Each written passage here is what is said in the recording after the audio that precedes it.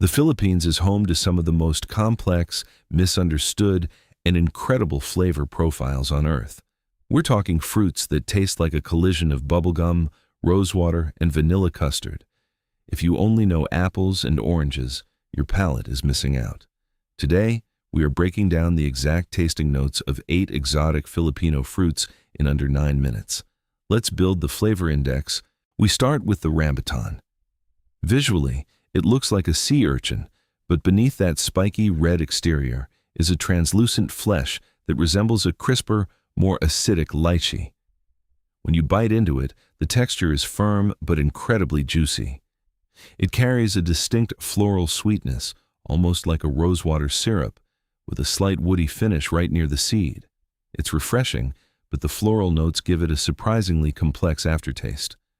Santal is a true textural anomaly. The thick outer rind is dense and extremely tart, but the inner seeds are covered in a fuzzy, cotton-like white pulp. When you suck on the seeds, it tastes exactly like a sour green apple heavily dusted with powdered sugar. It's a very active eating experience. You don't chew the seeds, you just extract that intensely sweet and sour flavor from the pulp. Macopa, the wax apple. Unlike the dense or syrupy fruits we just covered, Macopa is highly subtle and deeply refreshing. It has the satisfying, porous crunch of a firm bell pepper, but the flavor is incredibly delicate. It's like biting into chilled, slightly sweetened rosewater. It isn't overpowering, it's just pure, crisp hydration. Lanzones act as a sharp, refreshing palate cleanser. These small, pale clusters burst with a bright, bitter-sweet acidity that immediately wakes you up. The initial hit is like a sharp white grapefruit, but it's quickly mellowed out by the subtle, juicy sweetness of a green grape. Be careful, though. Biting into the small green seed inside will completely overwhelm the sweetness with a harsh, tannic bitterness.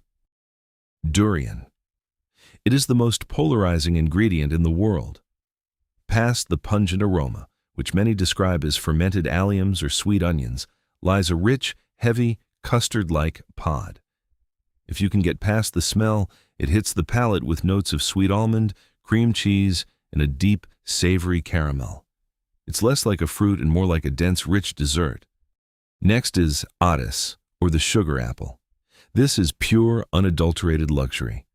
The flesh is slightly gritty, similar to the texture of a very ripe pear, but it tastes exactly like a rich, heavy vanilla bean custard with just a hint of tropical pineapple in the background. It is intensely sweet, almost syrupy, and pulling the creamy flesh away from the black seeds is deeply satisfying. Next is the mangosteen, widely known as the queen of fruits. This is a masterclass in perfect balance. The thick, dark purple rind breaks open to reveal pure white segments that melt on the tongue like a soft, creamy sorbet. The flavor is a bright, incredible collision. Imagine blending a perfectly ripe strawberry, a tart tangerine, and a very mellow peach. It's sweet, it's acidic, and it leaves a clean, tropical finish on the palate. Lanka, or jackfruit, has an aggressive, hyper-sweet profile. It has a dense, almost meaty bite that is totally unique. The flavor is actually the exact blueprint for classic juicy fruit bubblegum. It's a loud, unmistakable mix of overripe banana, sweet mango, and a touch of melon.